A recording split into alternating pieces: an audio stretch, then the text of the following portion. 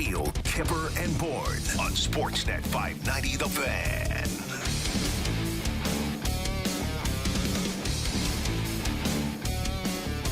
Nick Kypreos, Justin Bourne, Derek Brandale, Frank the Tank, Sammy McKee with you for the next couple hours.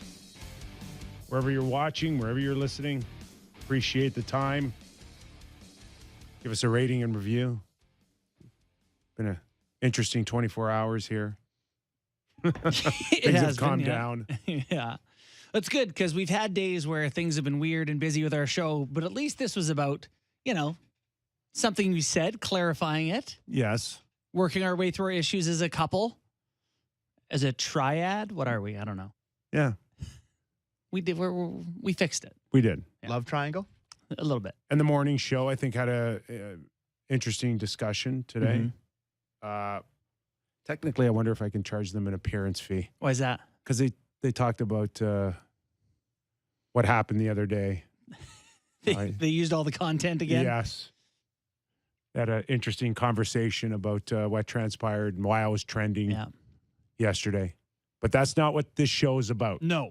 This is all about the Toronto Maple Leafs returning home after a 4-game road trip, taking on San Jose Shark, and possibly watching Mitch Marner tie Leaf history with a consecutive point streak. Can I just say it's genuinely surprising that the streak is not longer than this? It feels like Mitch has one of these streaks every year. I think, what did he get last year? He must have had, I think he had a 13 last year. I think he had 25. There's like 25 games out of 28. He had a point. It just feels like he gets a point every night. I would think with a historic franchise like the Toronto Maple Leafs that it would be longer than 18. And do we know if what Wayne Gretzky's record is? Is it 47 or 48? Sammy, did you do your homework on this? I think it's 46. What is the number? I think it's 46. It's in the 40s, though. Like half a season plus. Definitely in the 40s. Wild. And that's Matthew scored 50 times in 50 games. You couldn't have missed too many. That's not getting shut out. I was wrong. We undersold. 51 game point streak. 51. Oh, my God. 51. Yeah, so 18 feels like Mitch should have this record. But, yeah. On the show, we're going to have Brad May in about 15 minutes. He's always a hoot. Gord Stellick as well in the second hour. And then in about 40 minutes, we'll talk to the man that holds the current record alongside with Eddie Olchuk, and that is Toronto Maple Leaf legend, Hall of Famer, Daryl Sittler. Daryl Sittler on the show. Can't believe we haven't had him yet. That's great. Well, and I felt kind of bad because it has been, I'm sure, exhausting for the man in the last little while in the requests. And he's done a lot of shows, and it's been an emotional few weeks for Daryl, his teammates, Boreas Salming, and now we're leaning on him again. So we'll take it easy, short one for him today. Yeah, well, for sure. We won't take too much of his time, but under the context of what Mitch Marner's able to do, it'd be great to hear from him. Yeah, and talk about the feat that Mitch Marner, hopefully can get tonight against San Jose. Absolutely. The other news is Samsonov is back. Yeah, and officially starting tonight. He's going to be the guy, not just getting in a uniform. He's going to play tonight. I think that's great. You get the San Jose Sharks, not exactly the most dynamic offense in the NHL. Home game, they should play well in front of them. I've already said I don't think they're going to, but in theory, it's a good night to start them. All right, let's warm up with Sheldon Keefe on our first Kippers Clipper on his starting goaltender tonight. Right. Yeah, I mean, I say that mainly just to let him off the hook if he wakes up and he's not quite feeling right. But we went into yesterday, approaching it to give him a good practice, and that medically he was cleared. It was more just so that he felt that he has had the appropriate work to go. But he's very excited to play, and that didn't change this morning. So he's going. When he's going, he's going. And he's going. Good time, right? Yeah. Go ahead, Kip. I was just saying Luke Fox tweeted something like a quote from Samsonov on it today where he said, I guess Samsonov said, "Doctors say no more. Thank you, Sammy." So he is going. He's very excited to be in. Lots of I'm smile. so happy. I'm sorry. We're listen. It's a great strength for the Toronto Maple Leafs now to have Matt Murray in a great place, and hopefully see that Samsonov picks up where he left off.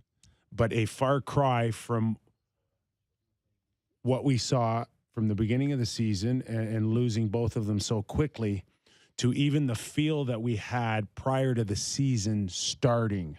Like this is a major 180 on the vibe of the Leaf goaltending situation. It is. I had someone for the first time. I will say when they signed Matt Murray, my initial tweets were not like Sammy's. They were like, "What are they doing? This guy's been no good. His glove." Don't worry, we've got them all saved. Yeah, well, that's And fine. we I'm will aware of how pull this. them up and pull the Don Cherry where we go back to the video Yeah, and we play it. go play me saying this thing. But here's the thing. I want to be wrong on that. That's one of the ones where you're like, yes, got that wrong. That's great. Good for our show. However, just to be the guy. Okay, I don't think being wrong is good for our show at all. No, the team being good is good. Listen, if being wrong was bad for our show, working with you. There you go. But listen, the 7 and 8 games for Samsonov and Murray. They played 7 and 8 games respectively. I refuse to take the L on any of these takes yet before they play some hockey.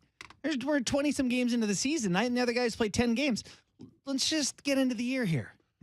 Okay, but are we back to Samsonov and Matt Murray in a race to see who ends up a starting goaltender, or has the pecking order been established at this point? Because you know how I feel. I do. Matt Murray is the guy. He's been telling everybody he's the guy. He tells himself he's the guy, but is he the guy? Murdoch. They definitely want him to be the guy because they got another year out of him. Sammy, Yeah, is Matt Murray the guy right now? 100%. And I'm upset he's not starting tonight. You're upset. No, I shouldn't say upset. But I enjoy watching him play. He's been really, really good. He's been way above average for NHL goaltending this year. Seems to be in a rhythm. I'm just, it's because it's a nice problem to have that you can go to your other guy that played well to start the year. But it's 100% Matt Murray's net. He's the starting goalie. He's paid more. He's here longer. He is the starting goalie. End of story.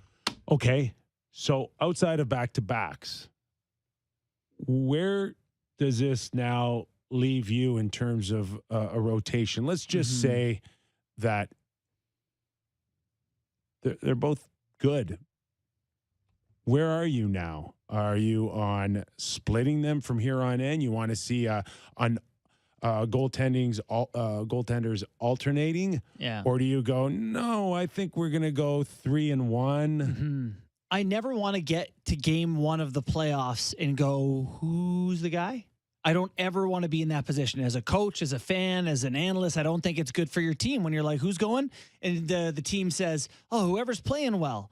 The hot hand thing does not really work in sports as much as we like to believe it does. It's tough to guess where play is going. So I would like to see Matt Murray get more games than Samsonov from here to the end. It's game 25 for the Leafs tonight, something like that, which leaves them 57. Quick math. They have no back-to-backs in December. Okay. So maybe something like 35 and 22 the rest of the way. You like that? Sort of a 2/3 of the games for Murray. That's right. Yeah. I think so. But I just think that if this guy is feeling maybe as good as he was in Pittsburgh, to Sammy's point, maybe you just kind of roll with him a little bit here. Yeah. Yeah, 8 starts for him. So if he plays 40 more times this year, not too much for you. That's okay. It's perfect because if you don't factor in that he got hurt, that would have been a 50-plus pace, and I like that. Yeah. I don't. I'm with a lot of people here. Do you really want a goalie knocking in on 55, 60? Well, yeah, maybe some others no. Yeah, but 50 plus, not factoring his injury is a pretty good year. Yeah, it does feel different though, feeling that both guys are doing pretty well. I want more confidence. I want Matt Murray to look somewhat like he looks right now on game 1 of the Stanley Cup playoffs. That's what my goal is. Yeah, If how do I'm- we get there? If I'm the coaching staff and the general manager and everybody and all their cooks and all their, all the people they got in the background, sports science, whatever you want. The goal is to have Matt Murray looking somewhat like he does right now for game Feeling 1. healthy, some games under his belt. And again, when you look at this Leaf turnaround in the month of November, man, when you start believing in your goalie, That's when the team buys into the structure. Even when it breaks down every once in a while, I like that. then that's the way it's always been for me and my teammates over the years, is that they have to be a calming influence. Only position that can do that all the time. When you look over your shoulder and you go, I know that guy is going to be there for me, then that changes everything about your hockey club. Guys stop running out of position when they believe the goalie can make them a save. So it's much easier to just do your job. I take care of my area of the ice. I'm a winger. I know where I'm supposed to be in the D zone. I don't feel the need to desperation dive in front of a shot because I trust my goalie has it. And all of a sudden your structure looks real good. And I think trust is a big part of that with your keepers. So they play in December. They play Tuesday, Thursday, Saturday every week in December. Oh, I love that. It's good for the show. It's an incredibly. I'm looking at the schedule. It's very aesthetically pleasing. So, do you want Matt Murray to start 2 games a week and Samsonov start the other? Seems Great. pretty simple to me. There you go. You get Tuesdays and Saturdays, Matt. Yeah. Ilya's going to play our Thursday night games. Again, you know how I felt right from the get-go. I think it's important for Sheldon Keefe now to have Matt Murray know for sure that this guy's not coming in and kind of upsetting the energy, because that stuff happens. So you like having a one versus a tandem? Yes. Yeah, I do too. Without a doubt. But it has to feel now for Samsonov that he has to come in and just play well when he's called upon and support Matt Murray. Okay? But he's playing for a contract, 1-year deal. He doesn't care. Yes. No. That's no good for the Toronto Maple Leafs.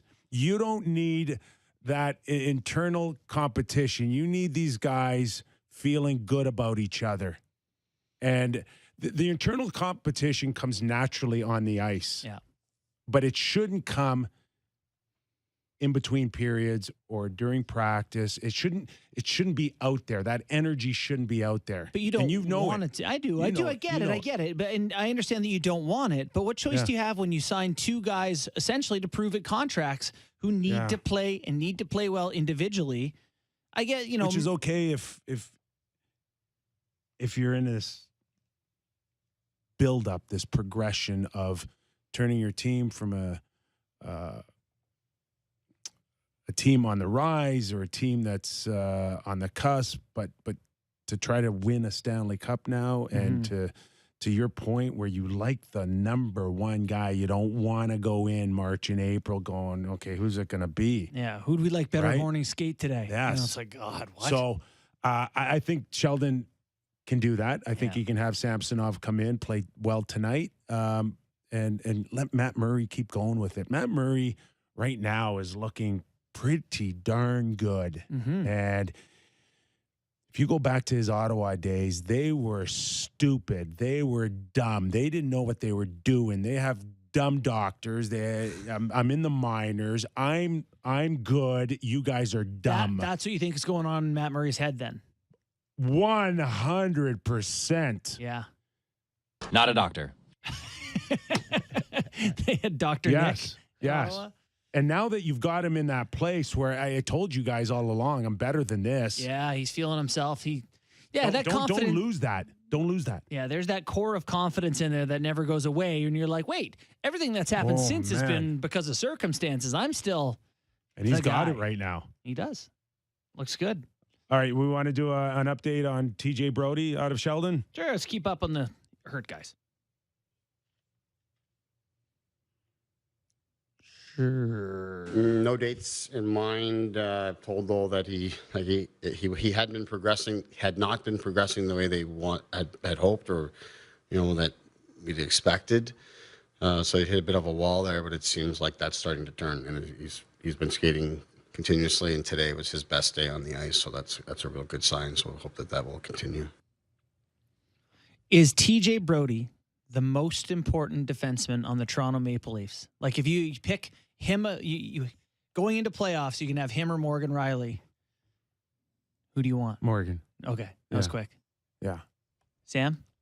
Playoffs, probably Morgan Riley, because I think he elevates big time. He's been playoffs. great in the playoffs. Plays a lot of minutes. I agree. He's up near 30. He's lugging the puck up, but regular Listen, season, I guess the point is Playoffs? Brodie. Jesus, that was scared the hell out of me. That's loud. I'm going TJ Brodie in the regular season, but playoffs, I'm going Morgan Riley. Listen, Thought I might stir something up there. We may Failed. think of where Morgan maybe doesn't step up like other $8 or $9 million defensemen, but this guy is as good as anyone when it comes to skating a puck out of his own zone. He's actually scored some sneaky, huge playoff goals in games that either didn't matter or, earlier in the series that kind of get lost to history a little bit because the Leafs lose. I don't see Brodie skating like Morgan Riley there, Sammy. I agree. Yeah. Big Riley fan. All right.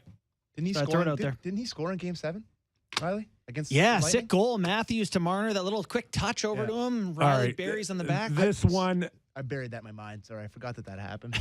this Kyper Clipper here has a little bit of a feel on where maybe a few flaws might be in Morgan Riley's game. Have a good listen because this is interesting. This is Sheldon Keefe on the power play without Morgan Riley. What I've seen from him, I think I liked our very first power play in Pittsburgh, our very first power play in Detroit. Pace that we had was very quick, very deliberate, and getting the puck to the net. I think that was really good. So we've liked that. I don't think it's necessarily. I think it's just all 5 players and the mindset that we want to have there and make sure we're attacking. It's not necessarily a Sandine thing or anything like that. I think it's just the mindset of our group when attacking the cage. And then in terms of the challenge tonight, it's significant. I mean, this is the best penalty kill in the NHL by a pretty wide margin, both in the numbers and when you look at it. So we've got to be ready for pressure, and our guys will be put to the test tonight in terms of their execution. Passes have to be crisp, and you got to find your opportunity to, when you escape pressure, to get it to the net. It's a significant challenge for sure for our guys. Pace. That's what I got out of that. Deliberate, getting the puck quickly to the net. None of All this the things dusting it what off I don't stuff. see out of Morgan Riley. Is that what he's saying? He was very quick, as Sam mentioned before the show, to sort of backpedal and be like, well, I think it's all 5 guys. It's not just Morgan. It's the 5. The 5 of them. God, that puck moves so quick when he's not there. But it's not just him. Yeah. No, I will say that Sheldon, one of his defining characteristics is finding a reason to make the other team into the greatest team on earth. He really likes to big them up. Point of San Jose, best penalty kill in the NHL, both by the numbers and when you look at it. He sells it to his team pretty well and to the media. They are, though. But Well, they are that. But it's one small kernel on a bad to team. Sheldon's point, though, if the Leafs go 3 for 4 on the power play tonight against a team that has earned the right to say that they are the best penalty killing team, that's a huge statement. It's an opening for Sandine, I would say, not to take Riley's job, but to make it easier to go to him when Riley's not having his best days. You want to be an option that they're like, okay, if Riley's having an off night, let's go to Sandine by the second period, not the third type of thing. You know what? And because it's early in the season still, per se, that also gives you 60 games. Well, it doesn't now because Morgan's hurt, but when he comes back, it gives you enough games to go back and say, hey, listen, Morgan, you should be, we know you're never going to have a great shot, like a heavy shot as a defender, but there are other ways that you can elevate your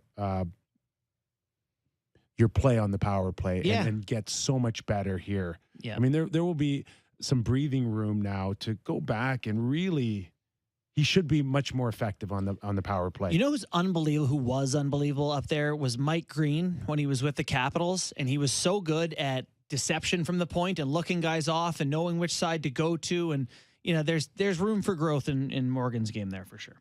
Remember those days, Sammy, with Cabriolet to McCabe and just the bomb? Oh my God, I loved it. That was I do long for the days of the two defensemen at the top. So today I have an article out on Sportsnet on power play increase. So the success rate on power plays over the last 10, 15 years is like up. Teams scored a higher rate. So this year the Leafs are 25%. That's 9th in the NHL. Yeah. 5 years ago, they were also 25%. It was 2nd in the NHL. What's the highest right now? What do we anything above 30? Yeah, I should know because I was in those numbers all day today. I don't know offhand. Yeah. 2, Colorado and Boston. Yeah. 32.4 for Colorado, 30.4. So 30.1 for Boston. I spent a whole article theorizing on why this is. And Kyper, I don't know your take on why it's gone up, but generally the idea for me is that they've gone away from 2D on the point, right? It's all 4 forward units now. Yeah. And there's far less of a PP strategy, which is just bomb it from the point. She used to be Shea Weber and PK Subban just taking clappers from the blue line and hoping they got through. And now the shots come from much lower, more in the slot, more in front of the net, more from the flanks.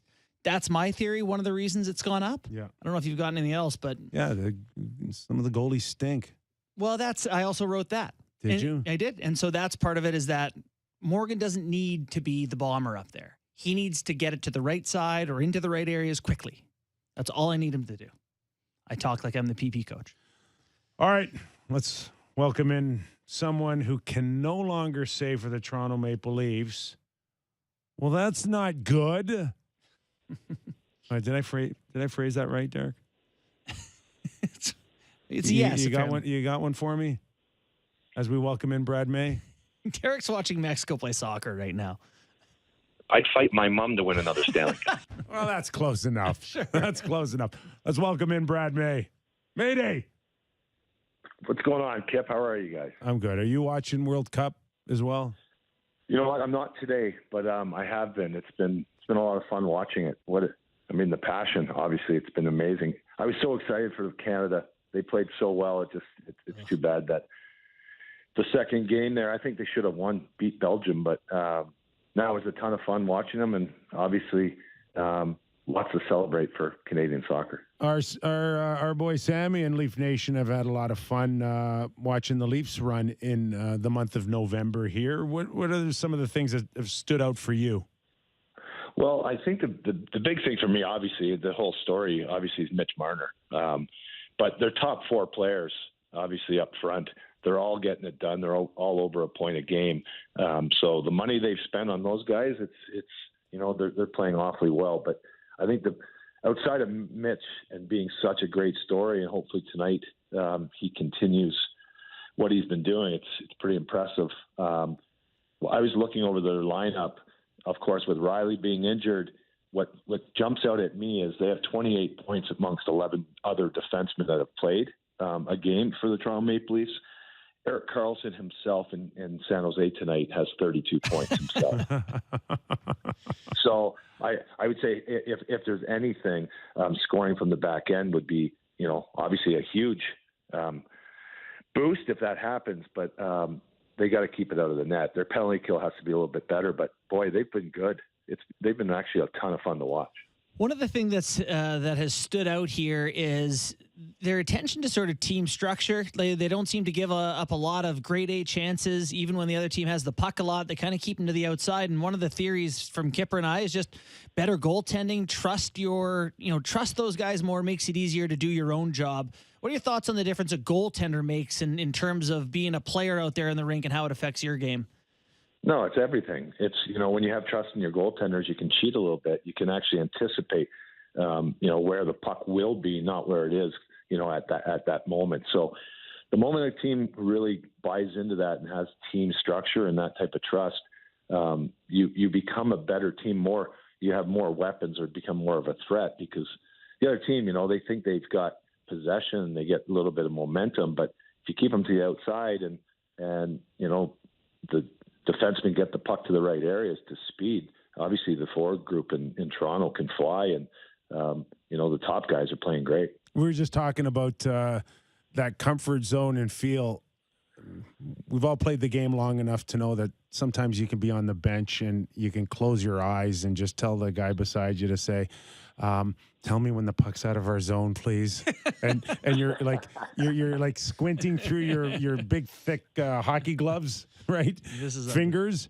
And you had the best in Dominic Hasek. And I can't even begin to imagine what it was like for you looking over your shoulder and saying, oh, that guy's got our back tonight.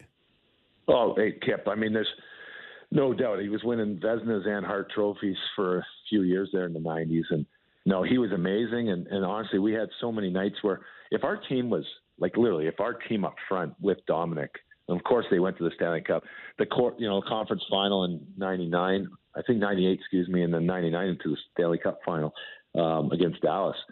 I was there prior to that. Our team was not as good as what our record probably indicated. Although having a goaltender like that, we had players, Dixon Ward and Jason Daw, Mike Pekka, and Randy Burridge, and other guys that scored over 20, and they were all on when the transition game. The other team would have the puck in the offensive zone, be all over us. Dominic would make a couple saves, which we knew he would, and all of a sudden we'd have two-on-ones, three-on-ones going the other way. So having a good goaltender and that type of trust, I can't begin to tell you how important that is. How much of an advantage that is for certainly a team, but the skilled players, because now all of a sudden their greatest asset could be utilized, and that's their anticipation. Yeah, I like that. That makes a lot of sense to me. I wonder if we can extrapolate that out to the Buffalo Sabres, a team I know you follow quite closely. Things kind of fallen off after a really good start there. Tell us about what's going on in Buffalo these days, and I don't know if goaltending is an issue there at all, but what are you seeing from the Sabres? Listen, they're doing what I think what we probably expected from them. They've got some young players that are skilled. They definitely an exciting team. They have an identity with Alex Tuck up front, and of course Tage Thompson, who's been a beast. Seems like a human highlight reel he is, but no, they're growing, they're learning, and I certainly didn't think that they'd be the best right out of the gates, and they had a great start to their season, but I think they've come back to where they probably fit. I think they deserve to win some games, and they're going to win games, and they're exciting to watch. And I think for the fan in Buffalo, at least they can grasp a hold of an identity to this team. And I mean, listen, Don Granato has done a nice job in Buffalo, and his players respond. Now, they need to be better, and, it's difficult to win in the National Hockey League, and certainly with goaltending that's not elite. And the only way the Sabres are going to make a run and a push is if their goaltenders, really have save percentages over 920 or 30, and, and even higher, goals or lower goals against. Buffalo, they struggle that way, but you know what? I think that's been expected. Their young defense are learning, but I'll tell you what, Owen Power and Darlene, these two young guys, they can play. It's they're going to be in the conversation for trophies and individual awards throughout their careers. I believe it's just they have to learn.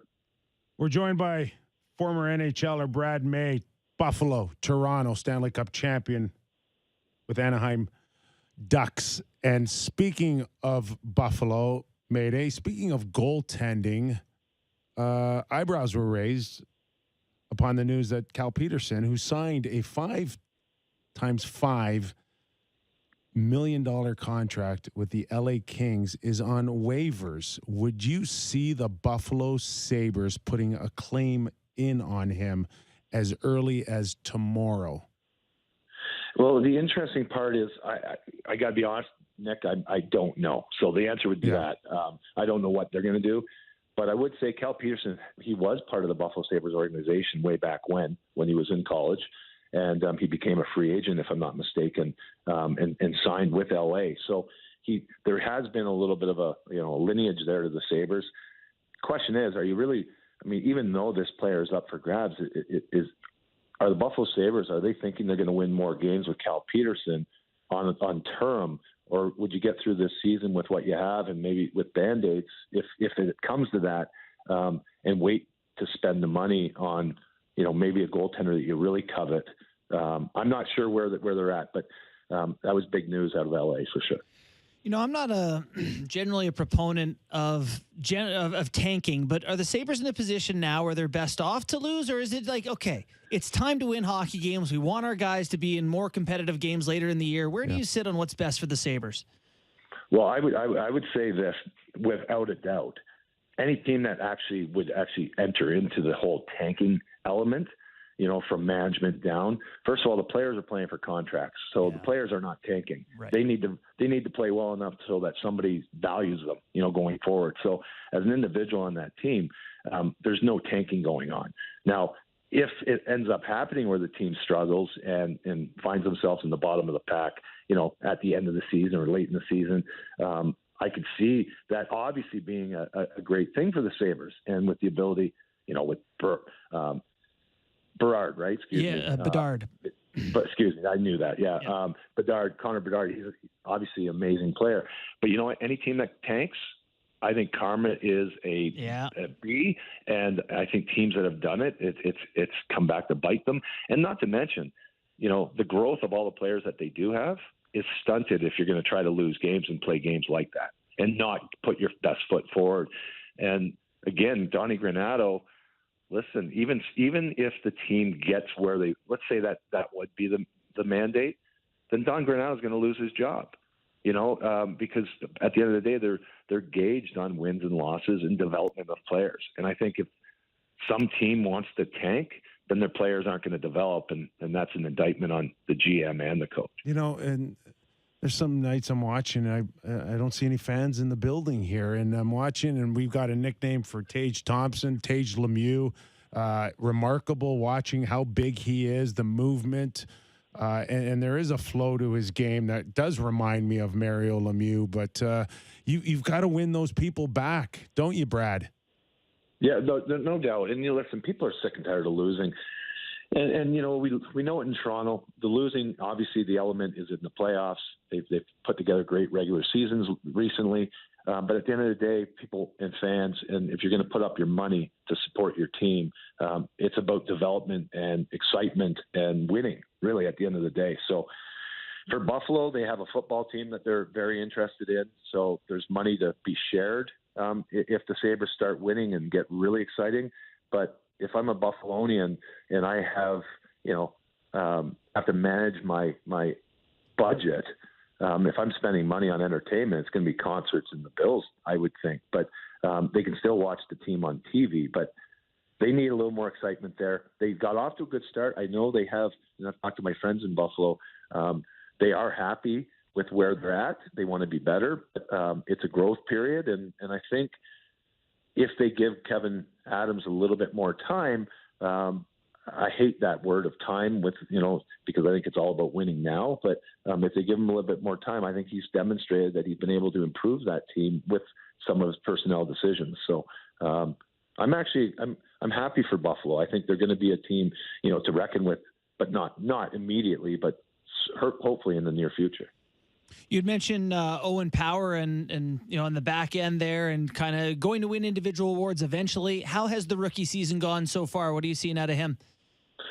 Again, I haven't watched as much as I probably, you know, have and should if I'm going to be speaking on their behalf.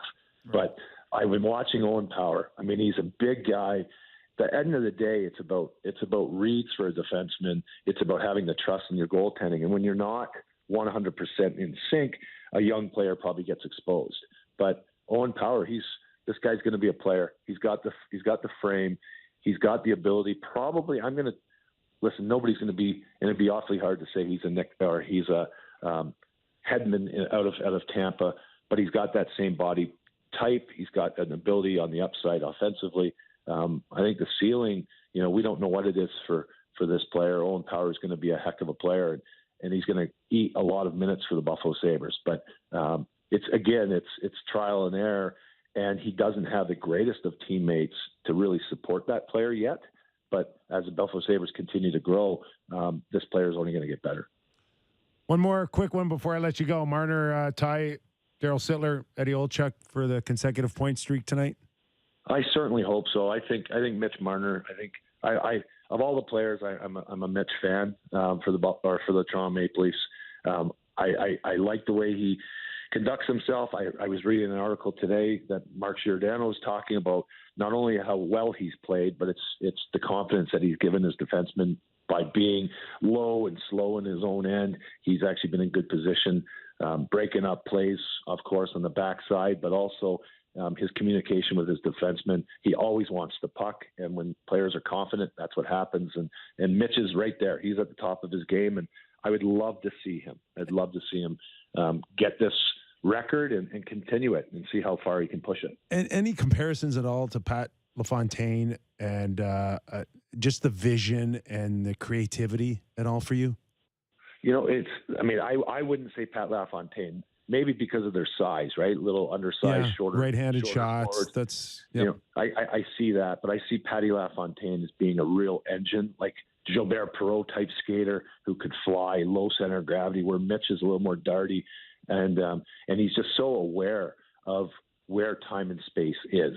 Not too many players hit the offensive blue line and can go east-west and with the puck and the confidence to find and wait for plays to open up. And I think Patty drove the bus a little bit more, more straight lines. I think Mitch is really, really he's adept at changing his angles and really for a small player, he doesn't put himself in really vulnerable positions, which is elite, right? And so I wouldn't compare him to Patty, but I'd compare him to a left-handed shot Patrick Kane, maybe. Nice. Where the two of them, it's all about opportunity, and they don't need a lot of time once the puck's on their stick in the right area. Yeah. Well, one's a Porsche, one's a Ferrari. I don't know, but they both have engines, man, that can really push teams. Hey, Mayday, thanks for doing this, man. I appreciate it, guys. You guys are always awesome. Love listening. Appreciate you. Thanks, man. All right, Brad May. We're going to go to break in a few minutes. You want to go to a Sheldon Keefe on Marner's impact? Yes, absolutely, I do. Mitch has been in this league a good while now, and we've all seen him at his best, and it looks a lot like it is right now. And there's really no area of our game and of our team and the energy of our group that he is not involved in and not a big part of. And I think when you have a player playing the way that he is right now, and that it's not just about himself, it's about serving the team and doing what he can to help us win, I think that just helps the confidence of your group. And like I say, your best players are like that. You've got a real good chance of winning every night. Mm-hmm. All right. Yeah, it's good. Put a cherry on top of that. It's right. In all facets of the game. We've talked about it on the show, and we talked about it on Leafs Talk on Monday night. There's not a thing he's not doing. Giordano's got praise for him. He plays defensively. When he's going, right? He's going all time right now. So, well-earned praise for a guy like Mitch. Brought up Pat LaFontaine, and as you know, I love to do. I went to his Hockey DB page, and in 82-83, he played with the Verdun Juniors in the KHL. The numbers are off the charts, buddy. Do you know what they are? I want to say like 104 goals or something like that. Well, Kyper, you would be exactly right. Wow, nailed it. And the confetti comes down. 104 goals and 130 assists. Yeah. 234 points in 70 games. Anyone else get to have the puck? What do I get for that? You win.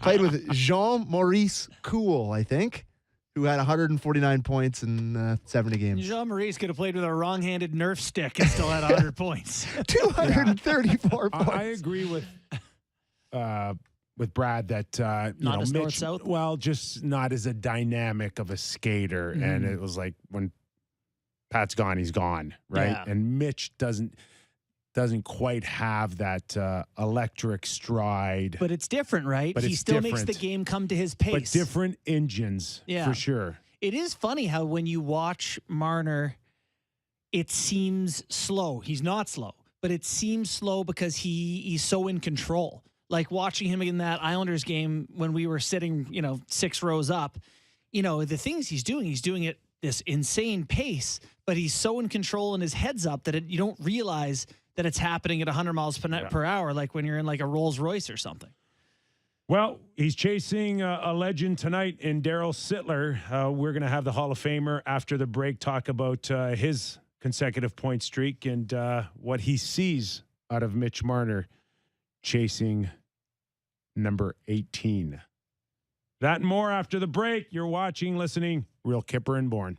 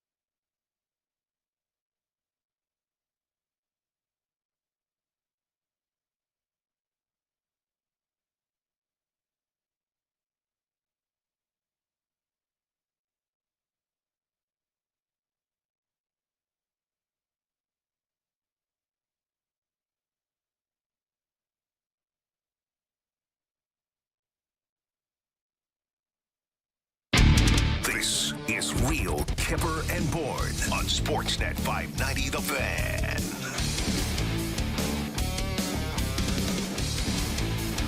As promised before the break, going to bring in Daryl Sittler now, Leaf legend, Hall of Famer. And first and foremost, Daryl, we got to apologize. We know it's been a very emotional month for you, and you've been so gracious, not only with people at Sportsnet, but the media all over the place for your generous time. We won't keep you long. We just thought, in light of Mitch Marner chasing your history, Eddie Olchuk's history, we thought it'd be kind of fun to bring you on. Thanks for doing this. And can I ask just, if you had a chance to catch your breath? Well, yeah. Actually, Lube and I came to Florida about a week and 10 days ago to spend American Thanksgiving with my son Ryan and my grandson Luke, who was home, and had some friends down. And they've left, so we've got this week. We're staying down and coming back to Toronto on Saturday. So, yeah, it's been good. Obviously, with Boria and all that, that's a time in all of our lives we'll always remember. Precious moments with Boria.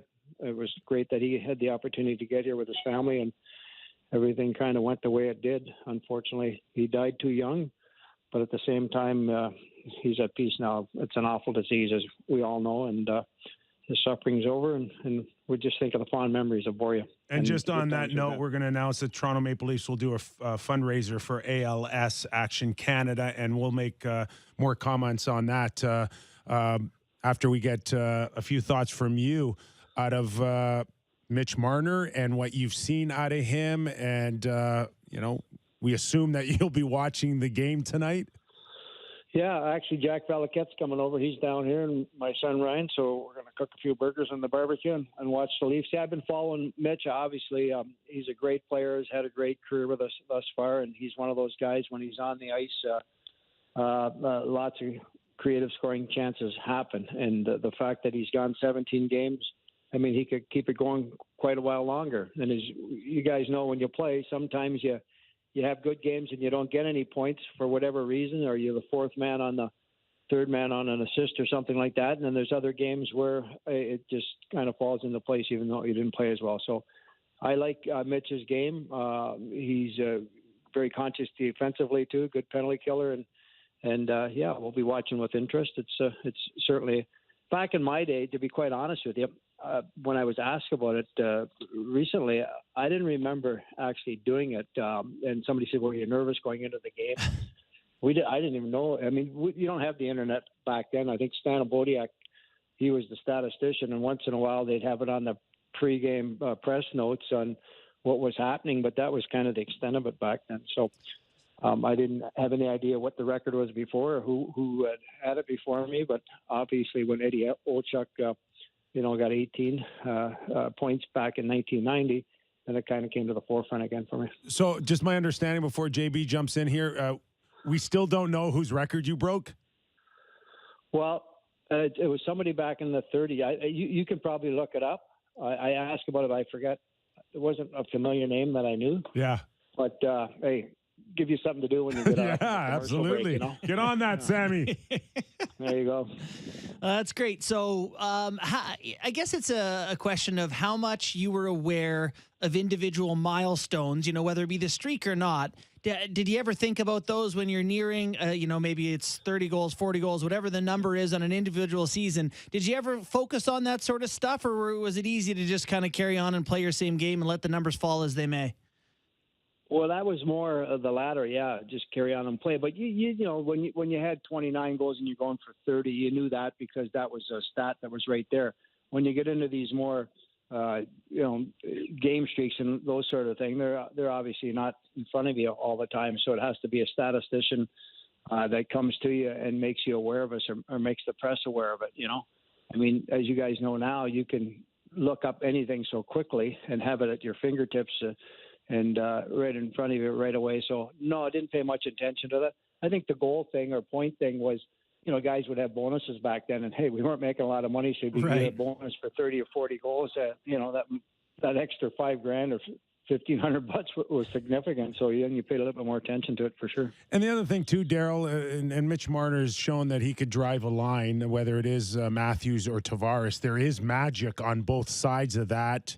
Certainly in my heyday, watching you and Lanny and Errol Thompson, you need that type of chemistry, or this never happens. Correct?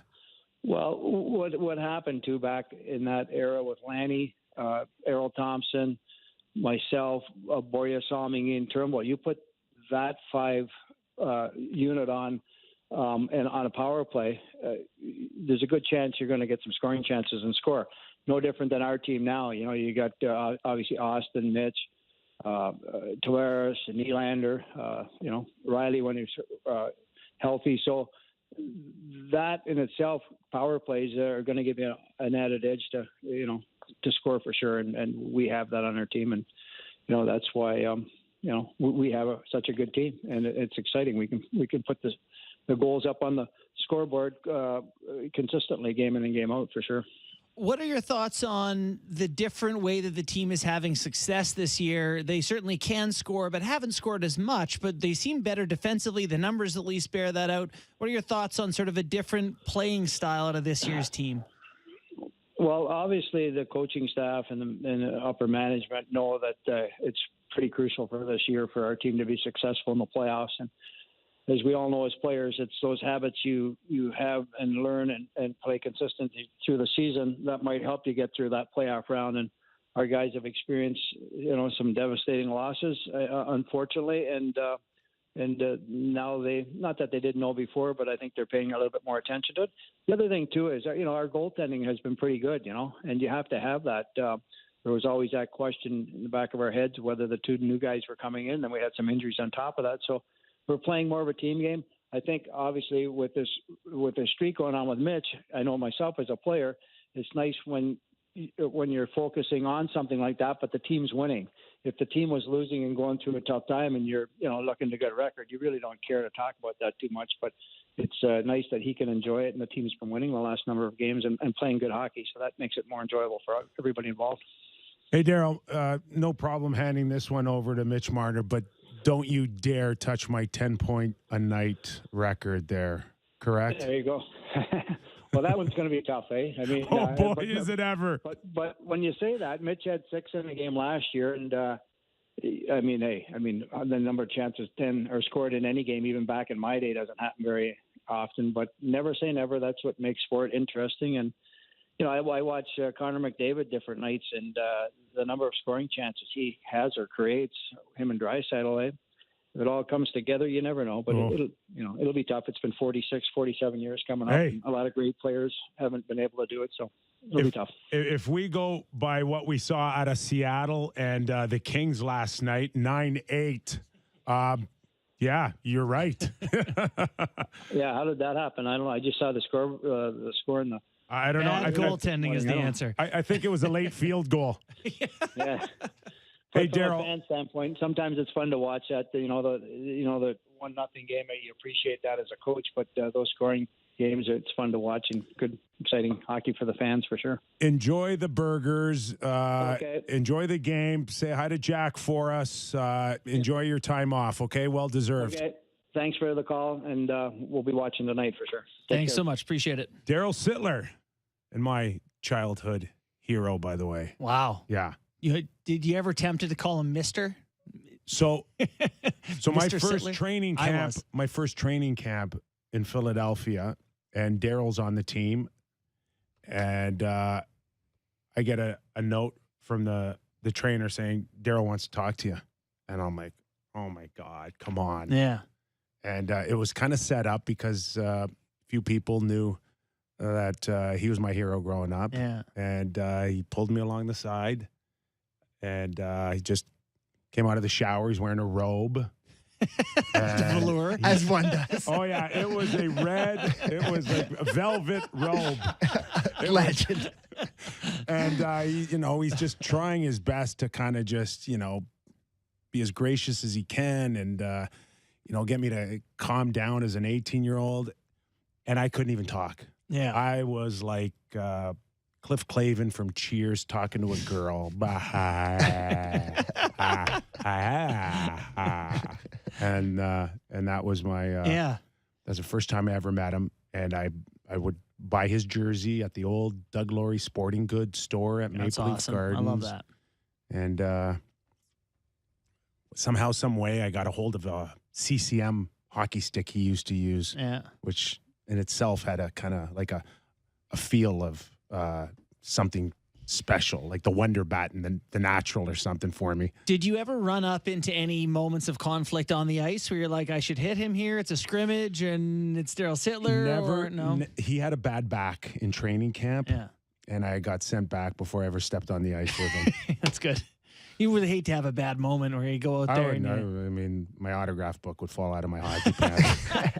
That's what would have happened. I if always I was on just the ice think with him. of like Bill Guerin chopping Brett Draney or whoever it was back in the day in training camp. Like, you didn't, at least when I was there, Kyper, like you weren't supposed to run the senior veteran guys, like the guys who were established. But at the same time, someone like yourself, you're trying to make a name and show what you do. So I think there is some conflict over how much, I know I felt it at times when it was like, it's just a maturity thing. You just cross a certain line where you start looking at them less like these superheroes and more as equal. Mm-hmm.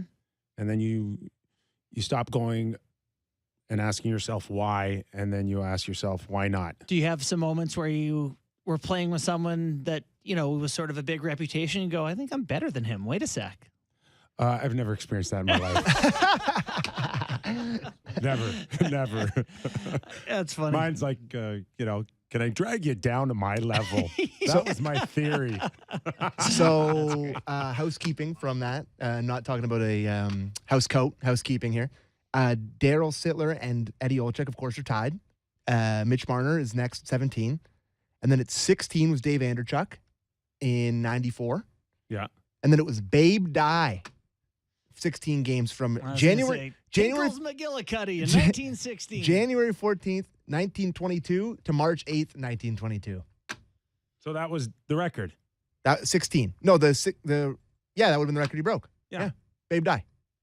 Babe Dye's a guy, right? Like, Yep. I mean, I don't mean an actual man. I mean No, a like, significant star, Yep. long And time. John Maple Anderson- Leaf legend. How's it spelled? D-Y? DYE? DYE. Yep. D-Y-E. And John Anderson had it 16 games as well in 83. So there you go. And then, I ask because I had moments at my one NHL camp, but even in the AHL a couple times where there's these names of players that, you've heard your whole life. Yeah. And you go, he's pretty human. Turnover here or whatever. And you start to think, I can skate with this guy. I can play with them. I just remember, like, Mark Howe, my first training camp, like, pull his skates out of a box sent from, CCM or something. Yeah. Putting him on and just skating out there like the wind. Yeah. I'm like, oh my God, how do you do that? So I got to play in the Kelowna Summer Shinny game with players much better than me because I knew people. And I went out with Danny Heatley and Jerome McGinley when they were on the Olympic team. Yeah. And that was the one moment of my career where I went, I'll never be that. Like, it doesn't matter how many hours in the gym, how much, whatever. Like, just it's seeing, not happening. It's just such a different level. The true, like, greats like that. Danny Heatley was, I mean, I know You could have used a little of my theory of how do I pull them down? How do I pull them down? You couldn't pull Jerome McGinley down. Not a chance. I remember him like off foot snapping a puck from his own blue line and hitting the far crossbar and just being like, man, that's different. So I was just down this wormhole now with point streaks. Yeah. And in the top 10 point streaks all time. How many of them do you think are Wayne Gretzky? I think it's 5 of 10. How many out of you're saying out of 10? Yeah. 7? No, it's 5. 5. Yeah. I saw someone ask Sammy how many points Gretzky had on his 51 gamer. I don't know if that's possible. I do have it. I have it literally right in front of me. Okay, hold on. 51 games, Wayne Gretzky in that era. 50. I'm gonna go over 100. Wow. Oh yeah. I'll take mine. Oh yeah. Oh yeah. Were you gonna go under 100? I was gonna say like. Oh no. Okay. I want to go like 122. North. Oh my god. Yeah, it's ridiculous. I can't wait to read this to you guys. I'm just gonna do it. 147? No, Gretzky scored 61 goals and 153 points over a 51 game span finishing with 87 goals and 205 points in 74 points. games. 3 points a game for 51 games. How do you do that? Yeah, I bristle like if at you the fact of people being like, it's a different era. Yeah, he scored Everyone else 87 played goals. too. No one else did that. Yeah. He had 205 points in a season. My theory is Gretzky is actually a time traveler. It was like, because I always say, like, imagine if, like, you put so-and-so back in that era, how'd they do? That's what happened. Gretzky just went back in time and played. I don't think the coaches invented third man high till 1973. That's what I think. I think it just came in the year I came in, maybe in 91. Teams had to change their strategy of 4 guys below the opposing goal line. And I must have been on 2-on-1s and 3-on-2s like every shift. It sure certainly feels like it statistically anyway. And I mean, Mario had a pretty decent one too, 46 games. He had 39 goals and 103 points over a 46 game span. So not bad too. God, I loved watching Lemieux play. Me too. He's my favorite when I was a kid. Me too. I mean, I hated him because he was on I hated the Penguins because it was always kind of. I mean, he had that big return game against the Leafs where he scored 2 when he came back, and it was everyone's like, "Oh yeah," and I was like, "Yeah, good for him." But my Leafs lost. It was sad. But All right, I hated that era. We got one more Kippers Clipper with Sheldon Keefe talking about Marner's point streak. Let's have a listen. You get into streaks like this because you don't make a big deal of it. You just focus and you go out and you play, and then you focus on your game and you focus on the process of what makes you great, and then all of a sudden, you get 10, 12 games in, you're like, I got a pretty good thing going on. So, we come back home here and it's getting close to tying the record or whatever. It's going to naturally becomes a focal point, but not outside of this room. In our room, it's our guys are you want to see your players get rewarded and you want to see them get accolades and all these things, but always understand what has gotten you to that point. The moment you get off track with that, then it doesn't go your way. I think I like what he's saying there because, and Daryl kind of alluded to it too. Now it's a thing, right? Like you're going out there tonight. He hasn't been thinking about it really, I bet. But now, you got a chance to tie the team record. We talked about this last year with Matthews getting to 60 and Marner. Remember him trying to get to 100 points and like now it's a milestone thing, so you're probably thinking about it for the first time tonight. I would agree with that. So now that we know what Gretzky's number is, 51, like where would it have to go for you to become a huge deal? So I'm glad you said for that Marner? because I didn't want to look like a hater, but anybody. I can't get over the fact that I'm like, I don't know, like 18 games. Like I'm not, yes, But you're right. Like if we get to 30 games or something, I think it's like daily watch, right? Like, I don't know. The longest in the last 10 years was Patty Kane, 26 games from October 17th, 25th. It's really hard to get a point 26. every game. Yeah, 26 games. I guess that's a lot. That is a lot. See, for Mitch now, you're like, all right, I want a big number here. I don't want to make it easy for the next guy. 18, 20, 22. Like if he finishes at 18 or 19, someone on his team might pass it this year, or including himself, or sooner. Yeah, I'm quite surprised that it's been 30 years. Yeah, right. Eddie Olchuk, is it 30 years? When did Eddie do it? 89, 90? I hate to break it to you guys here, but the Leafs haven't been great. Yeah, it was Eddie superstar laden. Olchuk's was December 2nd. 89. Almost, 89 to January 8th, 1990. So one of Matt Sundin's longest was, or Gilmore's, or Sundin had a 30-game one, but that was with the the Nordiques. Quebec Nordiques. Yep. See, to me, that's a number that 30. Mitch would want. 3-0. Yeah. That one would make it really. Certainly can do it. Yeah. And this team. But I think the number when we start talking about it, like a big thing, is like 22, 23. Yeah, start getting up there. Yeah. Well, then you're talking about Canes and the biggest in the last 10 years and yada yada. Yeah. Future Leaf Patrick Kane. Future Ranger Patrick Kane. Future Bruin Patrick Kane. What do you think of the analogy of Patrick Kane and Marner? I don't really see it. Oh yeah. Do you? Yeah. Not the biggest guys, but East-West. yeah, and I think of Kane as more of a shooter. He is more of a scorer. Yeah, he is. He's got that ability from 20, 30 feet to beat you out there with a snap of the wrist. Tell me if And Mitch doesn't have that. Mm-hmm. But as far as vision and mobility and creativity, the comparisons were there with Pat Kane. I feel like I'm going to get killed for this one, but a Sedin for Mitch Marner. Sedins. East-west, not the fastest, great vision. Yeah. Not pure shooters necessarily. Hall of Famers. Yeah, I don't know. Maybe it's just yeah. It's hard to compare anyone to the Sedins, to me. Yeah, they are. It's just a little, it's always just been strange to me. They are their own animal. Yeah. Why'd they have to wear 22, 33?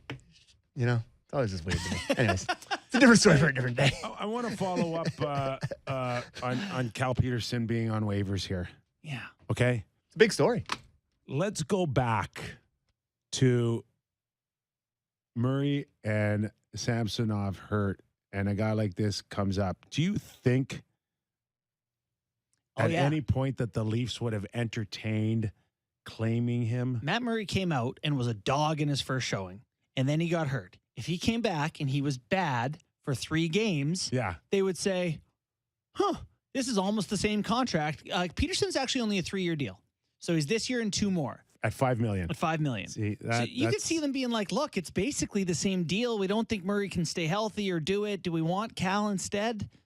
I could totally see that being a question they would ask themselves, but then how do you get rid of the Murray money and yada, yada. But yes, I could see there having been an alternate universe where this is more intriguing to the Leafs. It obviously isn't now, but. I'm going to throw something out, Sammy, and it's not Leaf related. Okay. Would Kenny Holland just call LA and say, do you want Jack Campbell back? Oh my God. Do you want Jack back and we'll take Oh my God. Peterson. Are you okay, Sammy? Yeah, I hit my head on the microphone. Yeah, just move on. Don't you guys think of these things? No. No, absolutely not. They are capital S stuck with that contract, pal. Who's taking that? Maybe LA. Maybe LA could sit there and say, we just don't like Cal anymore, and if we're going to pay $5 million, we'll welcome back This Cal Jack. Peterson thing is really, you know what it strikes me as? Angry reactionary stuff off last night. Last night. Yeah. Not just last night, obviously, but 3 years ago, he plays 11 games, he's a .924. 2 years ago, he plays 8 games, he's a .922. Sorry, we're going back. So it was actually 2 years ago. Yeah. Plays 35 games. 35 games. He's a .911. Last year, he's just below 900. League average is .907. It's not atrocious. And this year, he's off to a bad start. All of a sudden, they're giving up on this guy? I know. So what happens to me is they're mad at how he's been playing. They put him in a game where they've already given up 4 goals. They score 8 more times, and he can't give them that one save. And the coaches come in the office, and they go, done. Get him out of here. I can't play Ship him. You can't win with this guy. Get him out of here. Like Don Mattingly getting thrown out of the Jays games this year. Ship him. I don't see LA tacking on. You said 2 extra years, right? Yeah. At $5 million for Jack, but sometimes teams, money being equal, will make a change for the sake of just making a change and trying new energy. I don't know anything about Cal Peterson, but if it's equal money and you don't like a guy, I'm just saying if they're like, you know what, this guy's being a jerk or something, then they'll say, well, let's just if we're going to have bad goaltending, at least bring me the guy who's nice. Gonna have a party for his cat. Jack Campbell is way too relatable for me. Love that guy. All right. Where else you want to go? We should probably go to break. Oh, we're gonna go to break. Yeah, let's go to break, and then we'll have a break. Yeah, we got a break, and then we'll go to Gordo afterwards. Oh, we got Gordo. Yeah, because he's doing the game tonight for Sportsnet 590 The Fan. So bring him is on. he with our Gunner. buddy Gunner? Oh yeah, they got the game on the station. They'll be down there. And coverage begins at 6:30 for them, right, Sammy? Yes, sir. Sportsnet 590 The Fan. Listen, before we go to break, can you just mention the fundraiser for the Toronto Maple Leafs? Is it tonight, Sammy?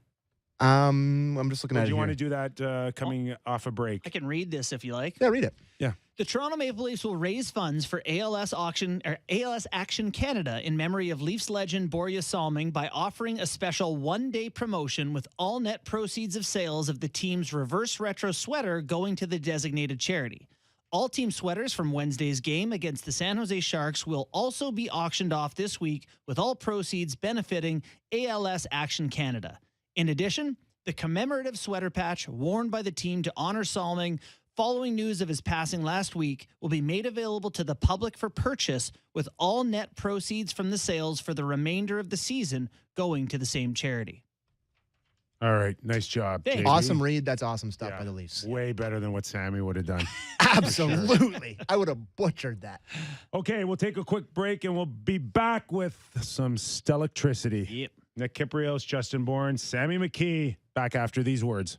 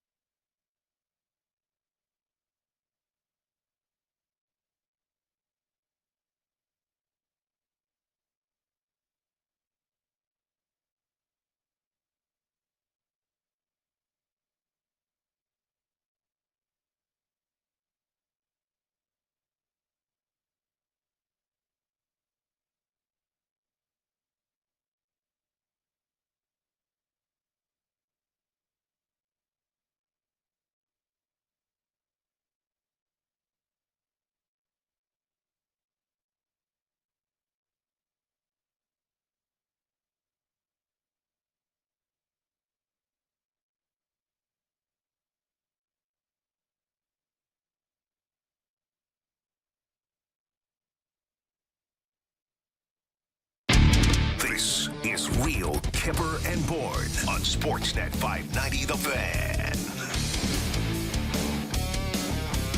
The Toronto Maple Leafs getting ready to host San Jose Sharks on Sportsnet 590 The Fan. Coverage starts at 6:30 with Brent Gunner, and this man right here. He's legendary. My bad. I'm calling him now. Oh, my God. We just got the heartbreak. That might have been my best intro ever for Gord Stellick. All the other ones are like, are you in the laundry room? Are you at a dog pound? Are you grocery shopping, Gord? He just needs a second. What is he doing?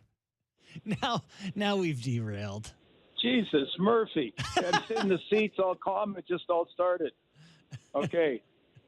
It says right here, Gord Stellick, 4:15. My fault. It's my fault. I'll take it. It's on me. Yeah, no problem. Just talk amongst said, yourselves. He's here. We have Gord. He's on the air. Can you hear him? Oh, my God. What's I thought that was Derek playing like these little like sound bites. Let's start the interview over. Gord Stellick, take 2. Kippy, you know what? I'm sitting here, Scotiabank Arena, and just to take the call, and all of a sudden they do all, I'm sitting in the empty seats watching the double Zambonis going. I'm why the guys doing the upholstery, and now they just exploded with the testing of the scoreboard. So there you go. That's the ambiance. Like I'm here like in a warehouse here now. I've tucked in a storage room. Anyway, well, I don't we think I'm supposed to appreciate be it. here. I think it's right up there with all your appearances on our show, isn't it? Well, honestly, just when you guys phoned, it just hit. So anyway, yeah, it is. It's always actually got all kinds of stuff here. How are you doing? All right, we know you're good. preparing for the big game. We're just gonna pick your brain a little bit here. There's not a chance of a letdown here by the Toronto Maple Leafs on a night that Mitch Marner's chasing history. No. I mean, particularly the way teams travel now and everything. It used to be the old thing about the first road game back after or first home game after a road game. I don't think so. I just, there's a wave they're on and the mojo as a team, and I'd be really disappointed. And also San Jose's got to be a little bit tired. I mean, a big win for them last night in Montreal, but they use the old who's the tired, who's the rested team, and it's the Toronto Maple Leafs. So this juggernaut, this juggernaut's going to continue, I think, one more night. Anyway. Yeah, they're humming along here pretty good. One of the things that's going pretty well is Rasmus Sandin on the power play. What are your thoughts on how he's been lately for this team, right? He seems like one of the bright spots in a season where, he wasn't for a little while at the beginning. Yeah, Justin, love it. I love everybody seizing the opportunity because you see this happen so often. What does everybody want? An opportunity. Guys get hurt. And, then the person gets a chance to play and isn't able to come up to snuff. So I really I like the fact that he can be, I don't want to call it reckless, but the word, he's got some kind of moxie to him on that. And getting the chance on the power play. I mean, really, if you would have, in August, if we would have talked about being in this game, any game with the 3 best defensemen down, then you had Jordy Ben as well. Like you figured you're screwed. And, him and, of course, the veteran like Giordano with Justin Hall and that's something that's been great to see. And I also think, you're trying to look for positives, what could play out in the playoffs. And I think this is one, the depth players coming through at a critical time when they really need it because, the depth players haven't been relied on and really haven't come through that much in the playoffs down the road. So all of a sudden a guy like Rasmus Sandin's a great example about, who might have been a fringe player when you get closer to in the playoffs, but he's showing that, hey, when the pressure's on or whatever, or more ice time, I can grow with it. Are you okay? What's going on in the background? Because are you busboying at the hot stove for Nick? No, I'm I'm serious. I ducked into a room here. Here's Raptor shirts in front of me, and I got gloves and everything. So I got off the concourse here, the music just going. Gord's so wearing the Carlton the Bear costume. Hey, what do you want, guys? There's a box here. What do you got, Kippy? Do you still have your Sports Illustrated phone football, Kippy? I do. Of course I do. Okay. I got some. Anyway, it's like the old days. I'm literally at the bowels of Scotiabank Arena. That's where I cut my teeth at the Maple Leaf Gardens and that. So that's what I'm getting. I'm getting the inside dirt, huh? Not to jinx anything here for Mitch Marner, but how high can this thing go here for him? the team in terms of his consecutive streak here. Is it easier today than it was 10 or 20 years ago, in your opinion?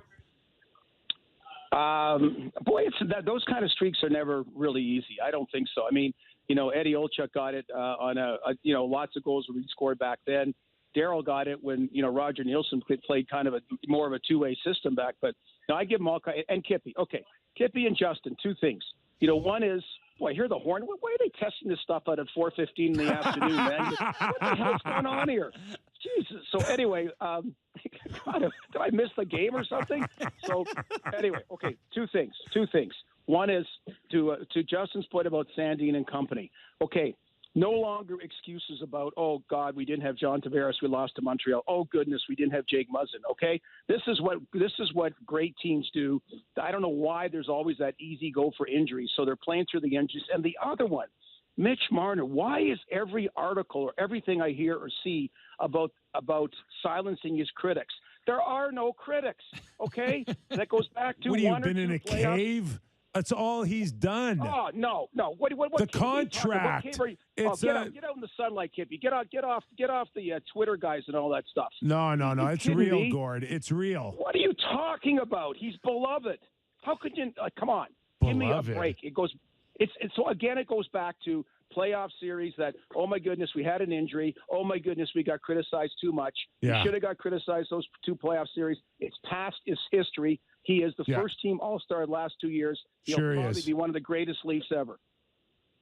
Yeah, it didn't really start that way out with Babcock. You know that, right? That Babcock's not the fans.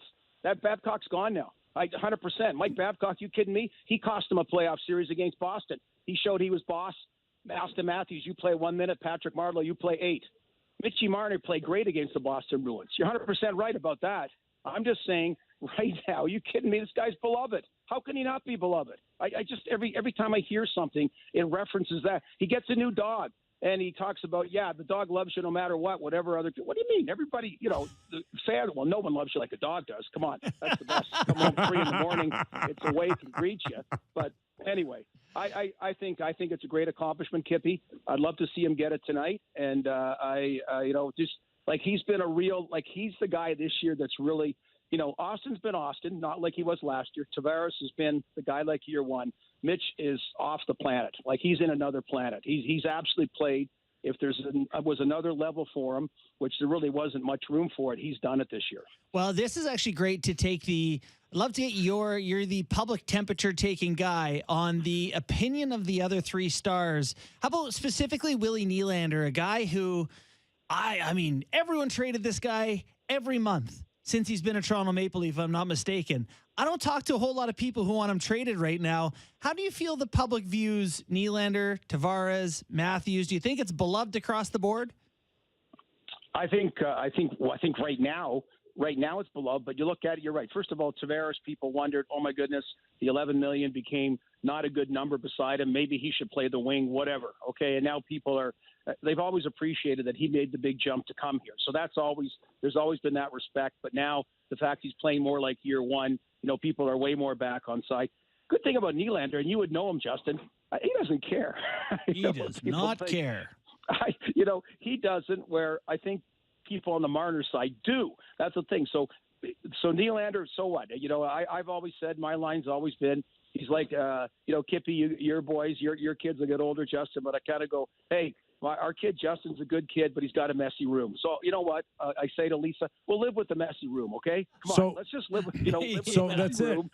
He's good otherwise, and that's kind of Nylander. And like with anybody, if a good hockey trade came up, well, you got to look at doing it. But those trades are hard to do. And when he's on, and again, these guys have had to play much more solid two-way games with the D injuries and that. And I think I love the way they've all really risen to the occasion. So, Justin, the temperature is, hey, it's quiet now. I can go back in the seats, I think. Anyway, the temperature is all positive for those guys.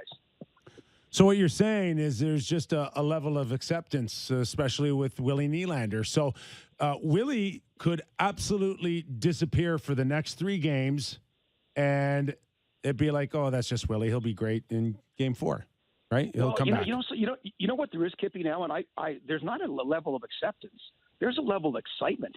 I didn't think they'd get a level of excitement back in the regular season. Tickets were kind of on the soft side early on because, a lot of people are kind of saying, okay, let's wait till game number 83 and what have you. And this last run, particularly with the injuries, it's just got people pumped and jacked the last 2 weeks. And, and sort of believing more and said, oh my goodness, this team with some kind of adversity, and maybe this means for better things in the playoffs. But about Willie, every team has one of those guys by and large, right? Every team has one of those guys by and large, and it's about, a lot of things about how the coach handles it. How about the player coming up big when you need big games? And, Willie in the playoffs has actually been one of the more consistent guys at times when they didn't really have strong playoffs. So if you're a fan and hey, come on, you've rolled with all these guys for years, right? So you kind of know all their strengths and whatever few weaknesses they might have. Were you with the media when Eddie Olczyk had his run here? Well, no. See, I was with the team, and that was the team I was general manager of before I went to New York. So I was on the management side, and then just left before the season. So Eddie O was our top scorer or up there for a couple of years. So I was the Eddie O era from the time he came on. I always. We're having a fight here in the control room. Hold on here. Okay. Anyway, I don't know. They're trying. Oh, they're going to mark down the Nylander sweaters now because they heard you. Yeah. But hey, Eddie O, Gary Leeman, and Mark Osborne. I mean, that gem line. I mean, that was a neat, fun line. And it's funny, that year under Doug Carpenter was one of those aberrations where a lot of people still remember that with fondness. It didn't play great defense.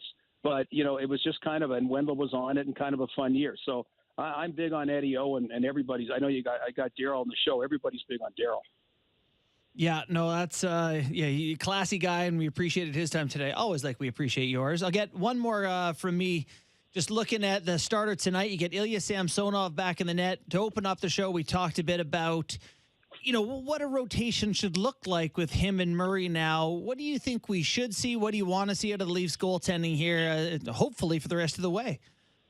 Yeah, well, like I'm okay with 50-50, and then if someone gets hot and the other doesn't, maybe run it a bit more. But really, you're in a good place as far as a playoff spot goes. I mean, a team like the Florida Panthers is one that has to kind of look at saying, okay, we gotta kind of size things up and get settled in the playoffs. So, I mean, all three goaltenders have played well, especially Samsonov and Matt Murray. So, yeah, I mean, give Kyle Dubas and a group credit so far about that, because that was the boldest move in the offseason. But to answer your question, like, if they're both healthy, I think about 50-50 because they've both been playing well, and you can never have enough depth in anything.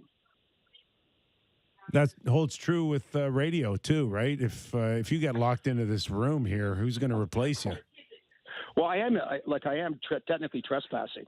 Okay, so that's just like I said, what an opening. Honestly, I'm sitting in the seats.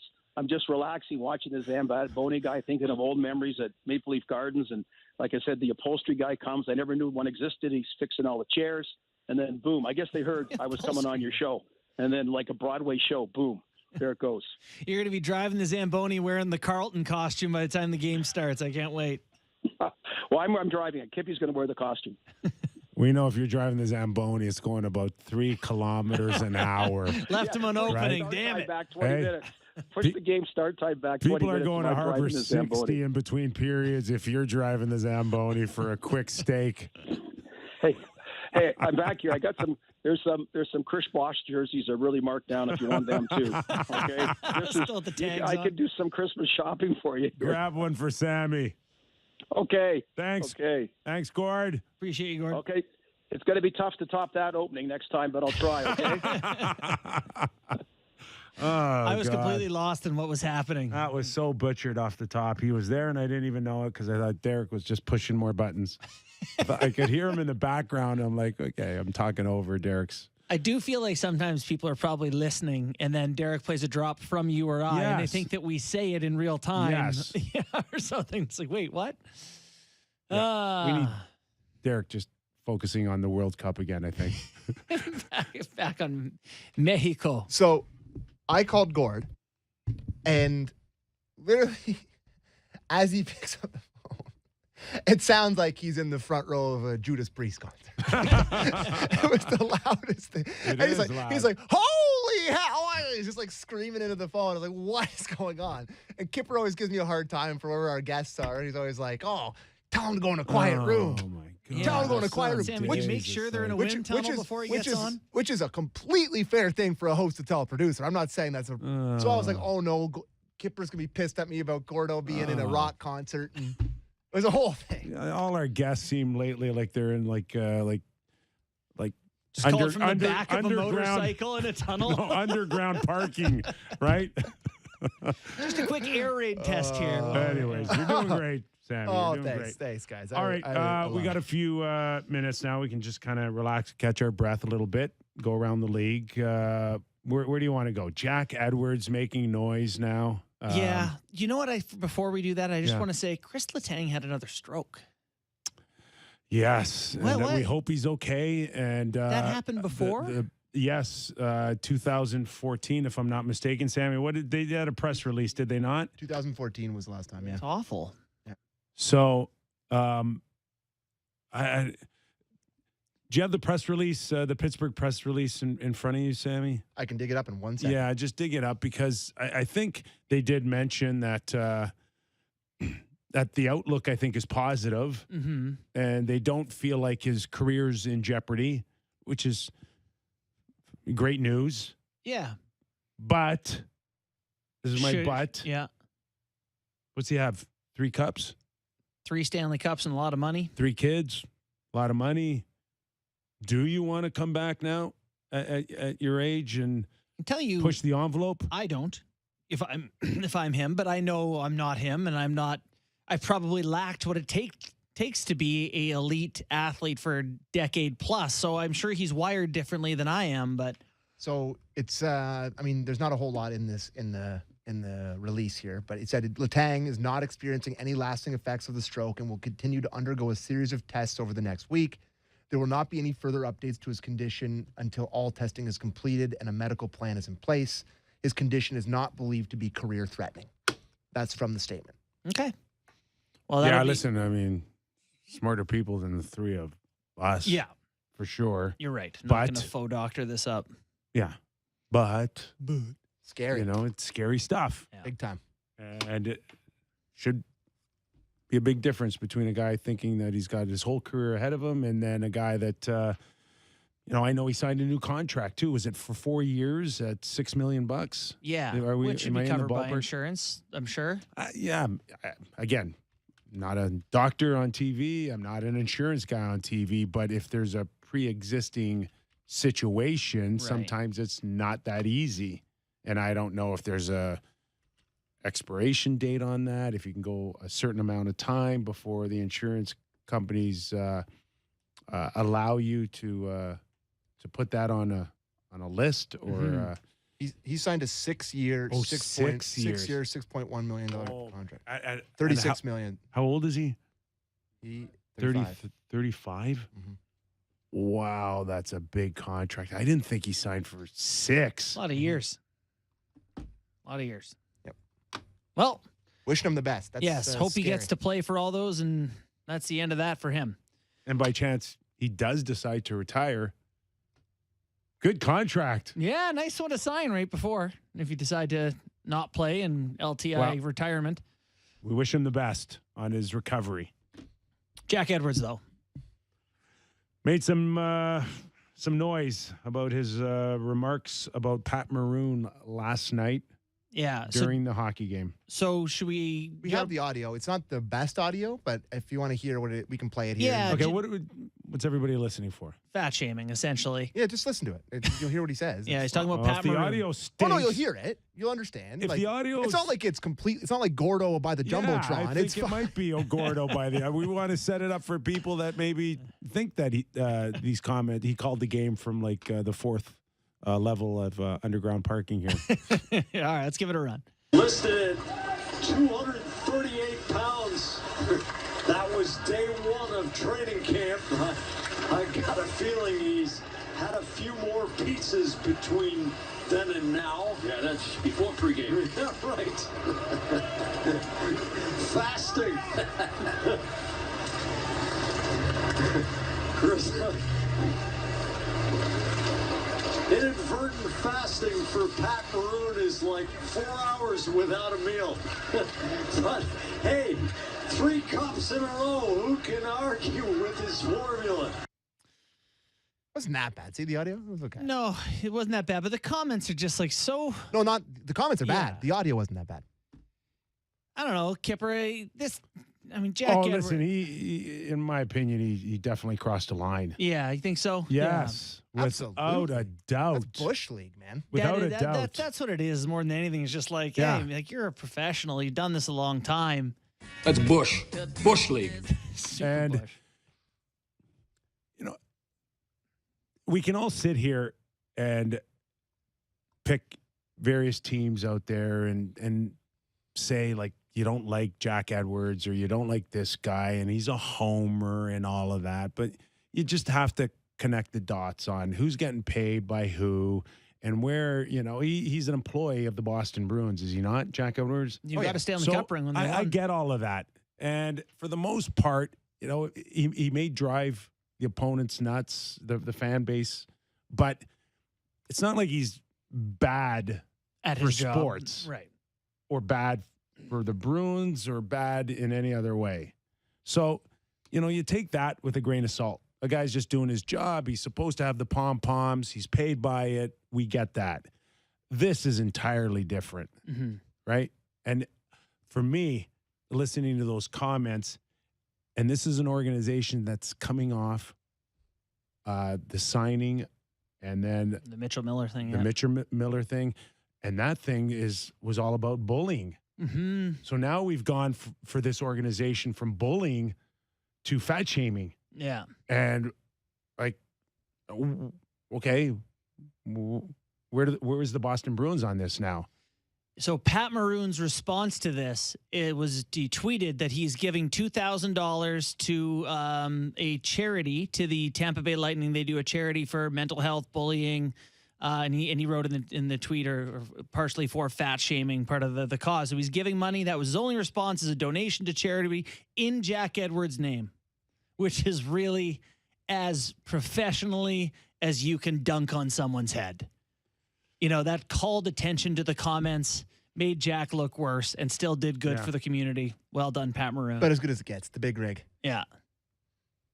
I got to think we're going to hear from Jack or Cam Neely or Don Sweeney with, from Jack anyways. Yeah. There has to be a public apology. Yeah, like they're trying to down the goof road, around yeah. and play around or whatever, but that's a little. You think he will apologize?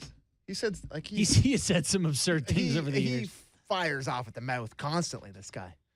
I agree though, Kyper. Listen, the Boston Bruins tell you to apologize. You do. You apologize. 100%. I agree with you though, Kyper. You're allowed to be a homer. That's awesome. Every team has a homer. Every team you watch your game, you want your Sammy, Leafs we don't. have you. No, the Leafs don't. But legitimately, when you watch other broadcasts, they're shamelessly homers, and that's the way it should be. In my opinion. I mean, touche. and God love Bonesy. That's the best rebuttal from Derek I've ever heard. Bonesy's the man. A wonderful drop in, Monte. He's the man. Bonesy calls a great game, and he loves it. Goodness! Bless you, boys. What a game. I don't know. It's almost as if you think, like, Jack, you're not just having beers at the bar here. You're on, television here, Right. live television. You're talking to hundreds of thousands of fans here. It's Yeah. like, where are you going with this Pat Maroon? Yeah, they're just having a little fun goofing around, and took it too far. Yeah. So we got a number of topics to get to here for the show. What did we think of the Matthew Tkachuk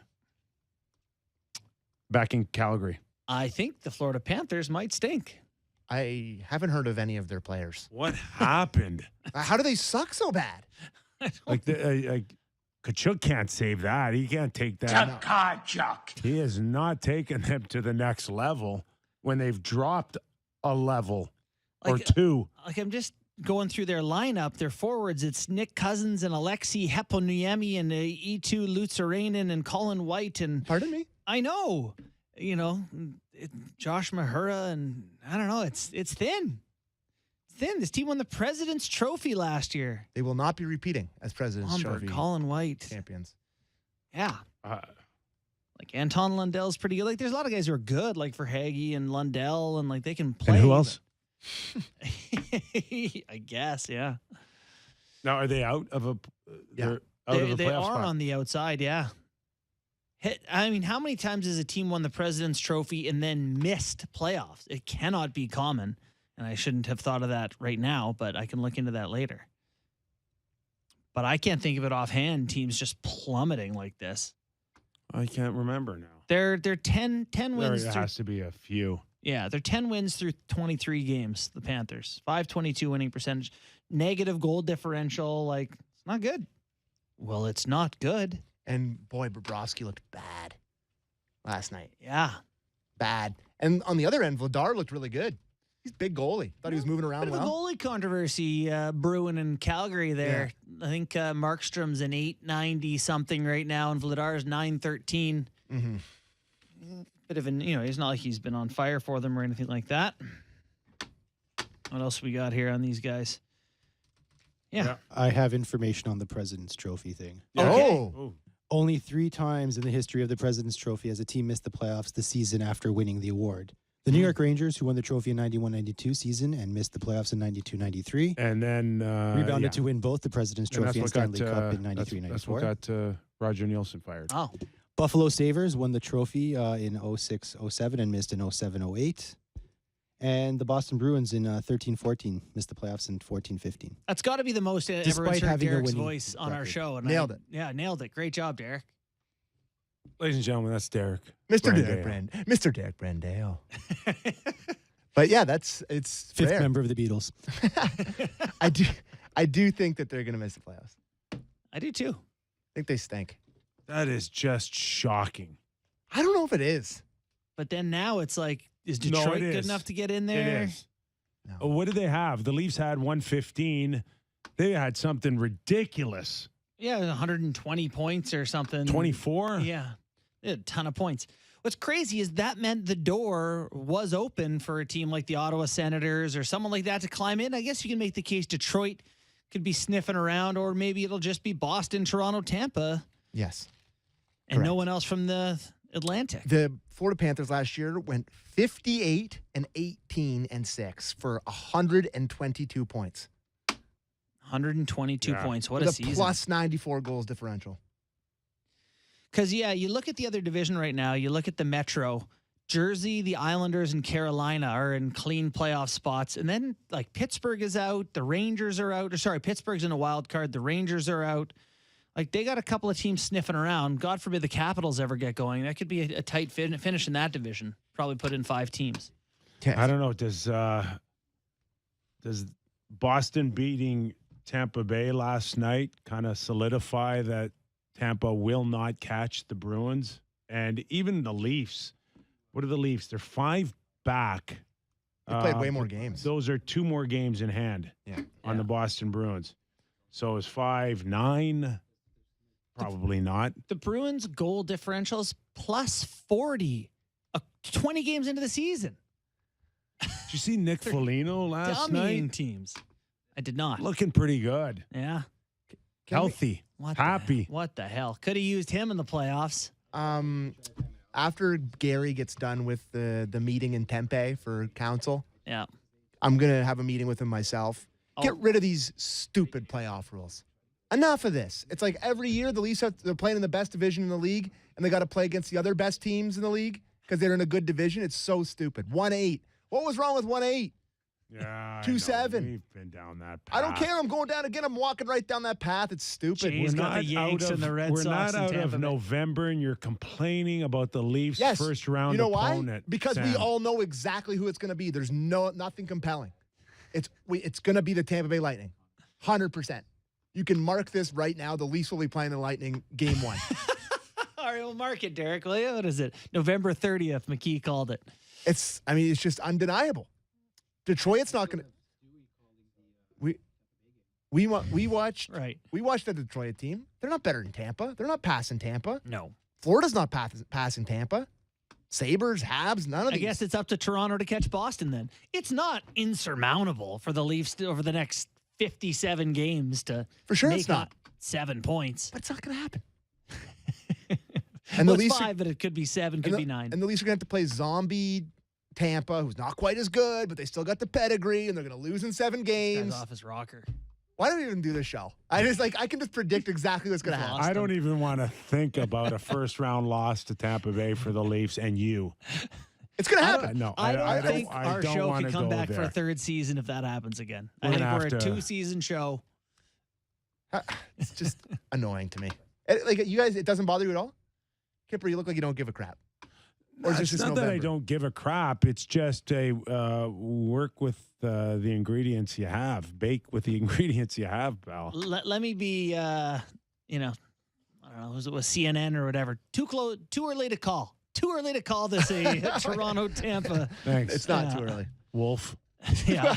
Let me take you over to the big board. 60 games left. All right. Kind of still got this Cal Peterson thing in my mind. Oh, okay. Well, it's perfect because it relates to that crazy game last night. Ottawa. A fit for the Ottawa Senators. I mean, they've got Cam Talbot on a last-year deal. Yeah. Do they not? They do. And Forsberg's on a pretty good. Didn't he just sign like a decent ticket, Forsberg? Yeah, so they're in a good spot. They could use a good Cal Peterson, but, he's been bad for a bit here. So last night, the Kings win 9-8. Or sorry, the Kings lose 9-8 to Seattle. And I watched the goals Peterson gave up. He didn't get in the way of anything. It's just a mental thing now. He's got maybe early Jack Campbell early yips. contract where you're like, I don't know. Now I'm making this much. I need to be this guy. When did Cal Peterson sign that? A while ago. The contract? His 5x5? Yeah. Cal Peterson? Was it a while 2 ago? years ago. Didn't you say he's got 3 left? No. He was 5 times 3 to begin with, and this is the first year of it. Oh, he only signed a 3-year deal? Correct. Okay, my apologies. I thought he was on 5x5. I did too. Yeah. Yeah. And I thought there was only 3 years left of that. Nope. 3 years is the first year of the deal. So you wonder if he's like, okay, now I need to be awesome. I'm making all this money. I got a $3 million signing bonus in the summer. So has he got that, oh my God, I fooled him? Maybe. Deal? It's like the Jack Campbell pressure. Jack Campbell's been making 1 point whatever his whole career, starting to make $5 million. There must be some pressure where you're like, I need to play 5 times as good. There's something to that for sure. Yeah. Like, I'm willing to get paid that to find out if it affects my performance. I'll give it a go. Yeah. I volunteer as tribute. Yeah. Oh, yeah. Oh. For Cal? Oh, yeah. Cal's last year's big money. Ottawa's not going to want that. Base salary of $8 million, signing bonus of $6 million. Yeah. Is They're there any other team that jumps out to you right now? Arizona. They got Vijmelka. He's playing great and you think doesn't make anything. Oh yeah, he's been very good statistically. I don't know if he is good or San Jose. Reimer's done, isn't he? I was thinking maybe Aaron Dell goes tonight. By the way, I was thinking maybe the brass in Chicago is sick of watching Peter Mrazek play. Maybe they take a chance on Kyle. Can't be worse than Peter. Yeah, but they don't want to be good. I know. They're loving Peter. I know. Just giving them what they're paying for. How's Erik Karlsson been? Really good. Well, you heard May's stat there that he's like, what do you have, 38 points? Yeah, 32 or something. But yeah, coming into the show here, you said San Jose's bad, aren't they? And Sammy and I were like, they are, but they do have Timo Meier, and they do have Logan Couture and Thomas Hertl and Erik Karlsson. Then they got some guys. God, if you can get San Jose to pick up half that contract, Karlsson? Come on. You don't like Karlsson here? I mean, I love the idea of it, but I also like, I know it's a huge gamble. And I don't want it. I've well documented it. Yeah. Right? I probably wouldn't do it personally myself with the wear and tear on him. Mm-hmm. But man, oh man, he's as good as we've seen in a long time. And I don't know if we can ever say that he can hit levels like we saw him carrying the Ottawa Senators, but that's a dynamic player. Yeah. Yeah, certainly is. Do you think he'll get moved? If it's Toronto, I think he'll. I just think money's like the be all end all now. Mm-hmm. Like especially with the cap. And I think we're going to probably hear something at some point about the number being rejigged for the next couple of years. Oh, yeah? Yeah. Like you think the cap will go up next year. Up until you hear it officially, like there's not a lot of teams that just want to take on any money at all, let alone, one that's still owed, 4 years? Yeah. Yeah, I think through this and 3 more. The Leafs could give a raise to Kerfoot and Hall. People would like that in Toronto. So we just got a tweet from the Sports Beard, who's a great Twitter follow. Yeah, what's up, Sports Beard? He said, a little miffed, not one mention of Alex Ovechkin breaking Wayne Gretzky's road gold record. So Ovechkin now has the record for goals on the road in the history of the NHL, and we didn't mention it, so I thought I should probably mention it. Let me check your list here. I didn't put it in. You're getting disease all over you That's today, fine. huh? Listen, Nothing. it's fine. No, it's fine. It's my bad. You got us apologizing to the Jets. You got that on. Yeah, we got to apologize. They beat the Avs 5-0 last night. Not doing it. Wow. Still, you're holding out. I do have to give them credit for sure. It looked like every reason why it was blowing up. They're 14-6-1. Yeah. Whew. Won 3 in a row. Yep, there you go. I'm not doing it I yet. can't utter the words, I'm sorry, but I'm not ready yet. but it is worth acknowledging. Yeah, they're doing good. They don't have goaltending issues like LA, apparently. No. Connor Hellebuck's well, that's the thing. And that's the thing over and over again is pretty like darn Hellebuck's good. bad, they're bad. Hellebuck's good, they're good. Hellebuck's good right now. Okay. They're good. I still doesn't Still make me matters. believe any more in the team. Although I saw my boy Luke Gazdick calling Josh Morrissey Josh Norrisy on TV last night. Yeah, they were calling him that on the morning show too. Yeah, it's a good line. I like it. that. I do too. Yeah. He's playing well. That's the hot one right now is that this guy's gone to that level right now where he's put himself in that discussion going into Christmas. Quickly before we go to break, shout out to the Roger Lajoie. Yes. 38-year anniversary in this business is a hell of a run. So 30th year. Yeah. Yeah. Wow. hell of a guy. Really good Hell guy. of a run. So just wanted to make sure. Really good Been guy. huge for me in my Inspiration career. to So many people. good on you, How do I Raj. get on that anniversary bandwagon? I've been here over 22 years. Not one person's ever wished me anything on any anniversary. Why him? Why not me? Like Bernie likes to say, that's what the money's for, Kippy. The gold watch is coming, bud. So, Don't hold your breath. okay, Roger, you can keep the anniversary compliments, and I'll keep the paycheck. All right, thanks everybody. Gord Stellick, Brad May. We're back tomorrow. From the City News 6 City Traffic Center, I'm Jasmine Graywall. This report is brought to you by CAA Group. If you are traveling westbound on the 401, just west of Leslie and the Express, the right lane is blocked off due to a stalled tractor trailer. That's causing a backup from the 404 Express. Northbound on the 400, a collision just north of Highway 88. It's impacting the left lane, and that's causing a delay from 5th line. Delays north on the DVP 404 from Bayview Bloor to York Mills. CAA members use the Shell app at participating stations for a chance to win one of 9 $5,000 gift cards.